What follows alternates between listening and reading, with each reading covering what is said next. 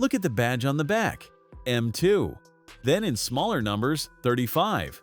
BMW knows exactly what they want you to read, what the price board next to this car actually charges for the privilege, and whether the M in front of that number is earned or painted on is what this walkaround is going to answer. A 2 Series Gran Coupe should be an anonymous sedan. The M235 isn't. The M-specific kidney grille sits wider and lower than anything else on this platform, with horizontal bars and an illuminated frame that the base car can't have. 19-inch multi-spoke wheels in black fill the arches properly. Frameless windows trace a coupe roofline that the sedan proportions don't earn on their own, but the Hofmeister kink at the C-pillar sells it anyway. At the rear, quad exhaust tips, 90mm each, frame a black diffuser that isn't there for airflow. It's there to tell you which trim this is. Adaptive M suspension drops the ride 5mm. That's what separates the M235 from a 228 with a body kit. What produces the figures underneath will be after the interior. Inside, the M235 cabin is the surprise. Alcantara and Veganza combination seats with contrast blue stitching. An M leather steering wheel with a red 12 o'clock marking. BMW's Curved Display runs the whole dashboard width. Crisp, fast, logical once you learn it. The ambient lighting is subdued rather than flashy, which at this price tier is the correct call. I came in expecting to find the usual cost cutting on a car this size. I stopped looking after 10 minutes. From the driver's seat, the M Sport seats grip without punishing. Integrated headrests, bolsters that actually hold you through a corner without squeezing on a motorway run.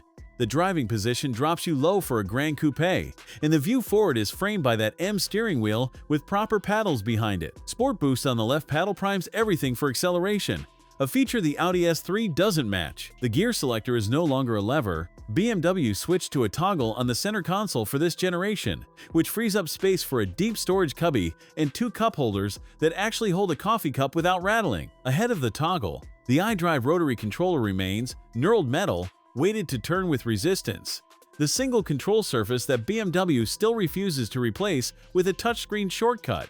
Good. The center armrest slides forward on rails to meet your elbow, not a fixed position, a mechanism, and the lid hinges both ways so the passenger can open it from their side. Underneath, a wireless charging pad with a rubberized pocket that keeps your phone from sliding on hard cornering, a detail most premium brands still get wrong. The rear cabin is where the body style asks you to make a trade. Headroom is tight under the sloped roofline if you're taller than 1.80 m. Legroom is acceptable for 2 adults on a short run, a squeeze for a third. The compromise is visible, and it's the price of the silhouette. A Mercedes CLA splits the difference better, but it doesn't look like this one either. Boot space is 430 liters, around 15.2 cubic feet.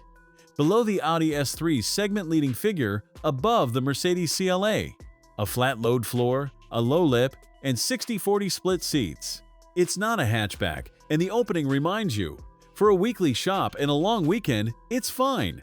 300 horsepower on the energy label in front of this car.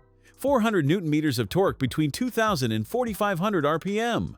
4.9 seconds to 100 km per hour. Roughly 5 seconds to 60 miles per hour. All-wheel drive through BMW's xDrive system, though the car is front biased by design. 7.6 liters per 100 kilometers combined on the price board, around 31 miles per gallon. Built in Leipzig, on paper, convincing. In practice, the 7-speed dual clutch is the part reviewers keep flagging. Pull the left paddle for a downshift, and there's a pause before the gear arrives. Smooth rather than sharp, refined rather than committed. It's no match for BMW ZF 8-speed in the bigger M cars. In the M240i Coupe, one model up in the range, gives you a proper straight 6 for money that isn't far off this one. That comparison is the verdict. 67,900 Swiss francs after a 17,000 franc stock discount off a list price of 85,220. The M240i Coupe, 2 doors, straight 6, rear drive bias, 374 horsepower. Cost within reach of this one. I used to think the M badge still meant the same thing across the range. It doesn't. This is a very good sporty Gran Coupe with an M badge on it. What the badge used to promise is one price tier up. Thanks for watching. If you enjoyed this video, hit that like button and subscribe for more content just like this. Leave a comment below with your thoughts or questions. I read every single one. And don't forget to click the bell icon to get notified about my next upload. See you in the next video.